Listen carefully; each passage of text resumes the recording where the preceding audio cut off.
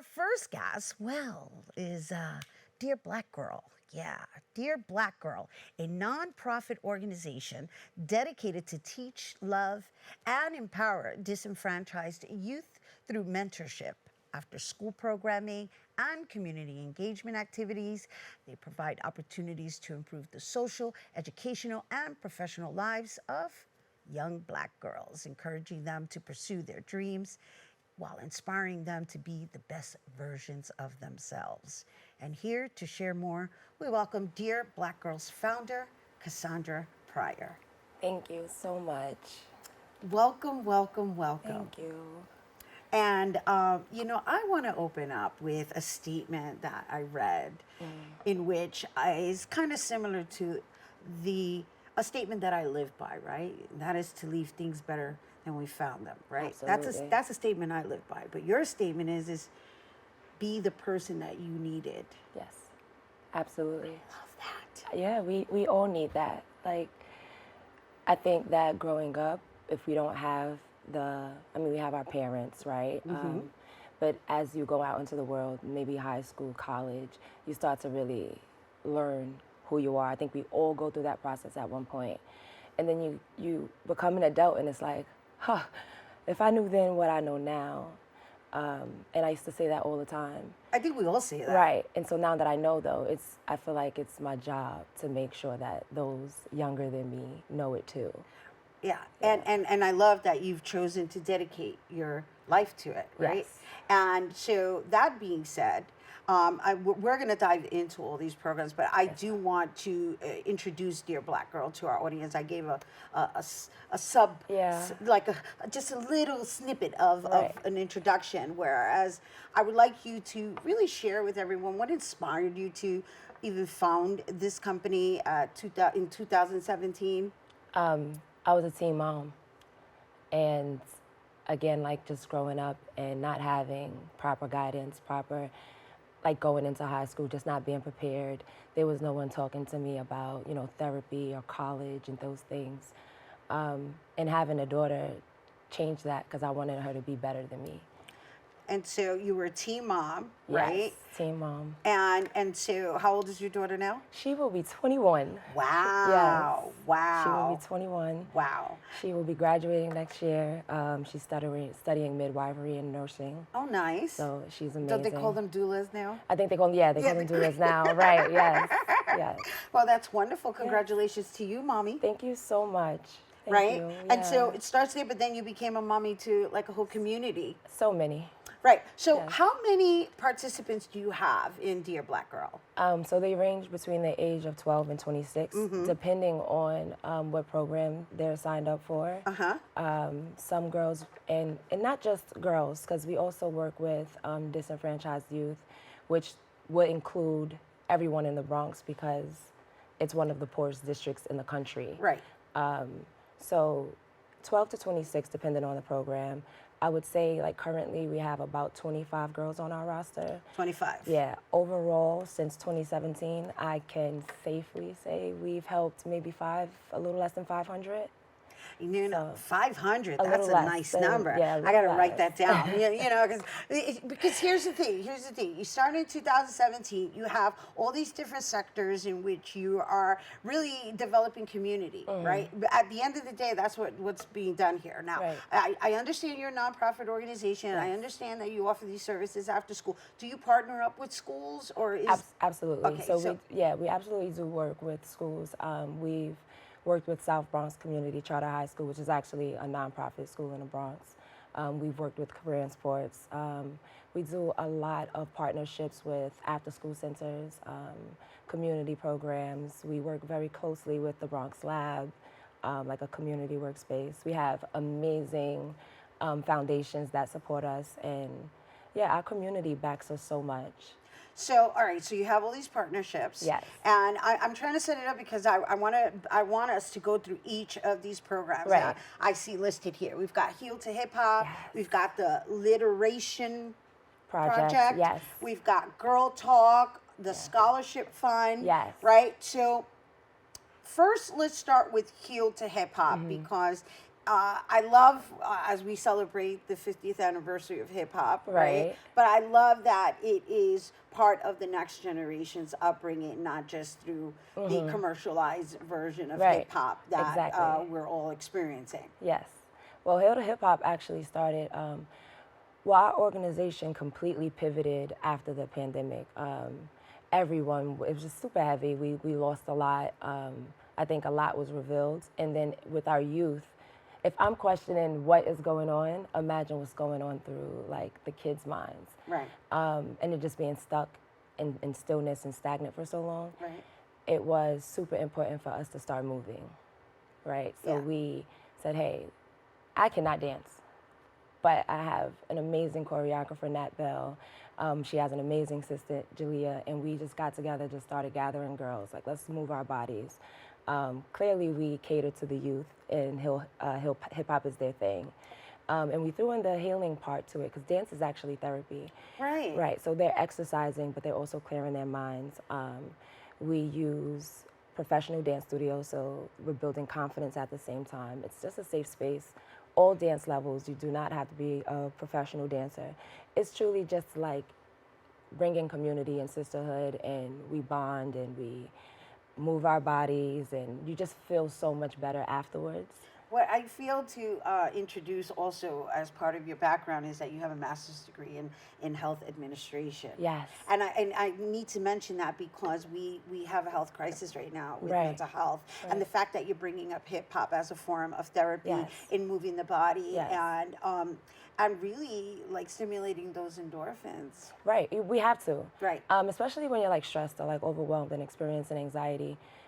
It's hard, well, it's a scientific fact. You can't focus on the dance moves and think about whatever is holding you down or whatever is weighing on you. And I think it's very important to just meet our kids where they are so Right. that we can bring them where they need to be. Right. So we pivot in that way a lot with Hill to Hip Hop. I love that. So that's one component. Then Yes. the literation project is awesome because you think literation and you right away it's like, okay, we're gonna get our kids into reading more, but this is also a financial program. Yes. A Yes. financial literacy program. Yes, it is a financial literacy program. That started, we actually work within the school system and host workshops. We use 2 books. The Richest Man in Babylon, which is by George S. Clason.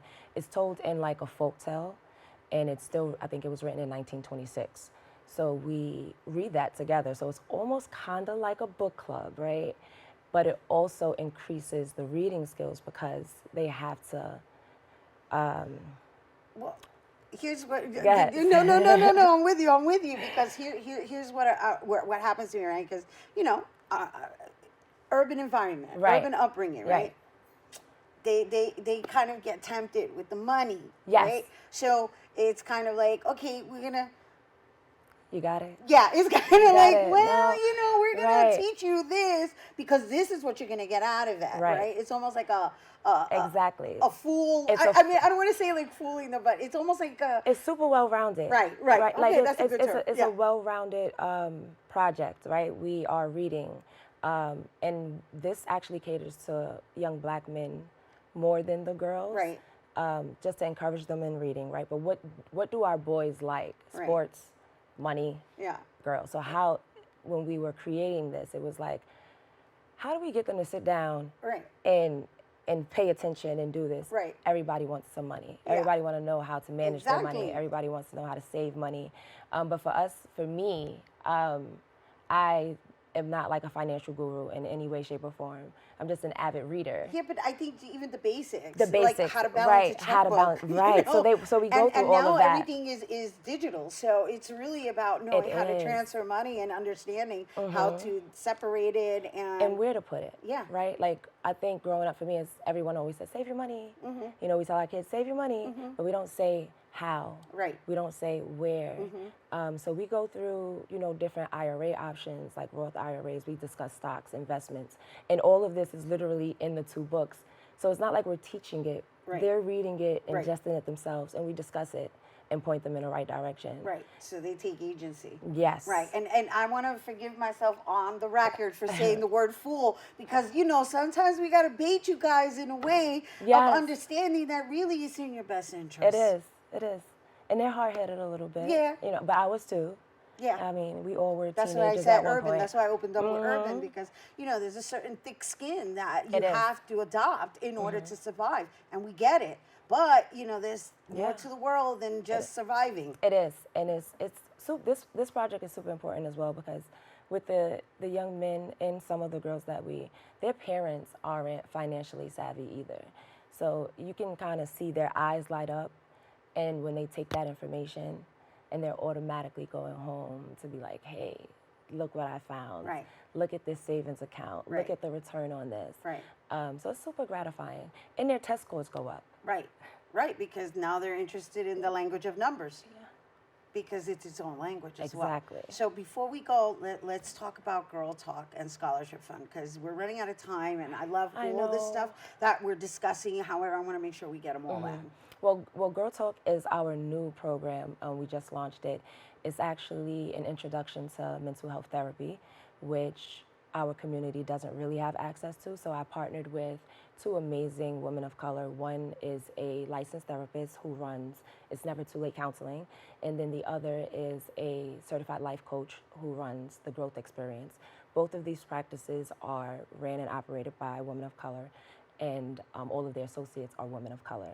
And so we banded together, we have these Zooms, we call it Girl Talk, and what it does is open into therapy. We go over topics of anxiety, self-care, depression, imposter syndrome, and it's a gateway to, so for example, if you can't afford therapy, doing the group sessions with us, you automatically get to choose one and we pay for your therapy services. Oh my if gosh, you can't it's afford so it. needed. Yeah, and we're just trying to heal. Yeah. We all need some healing, and in my mind, if we And can heal out, collectively we right, go better. exactly, And faster. And then there's just so much power, and just I feel like if we band together as women, Right.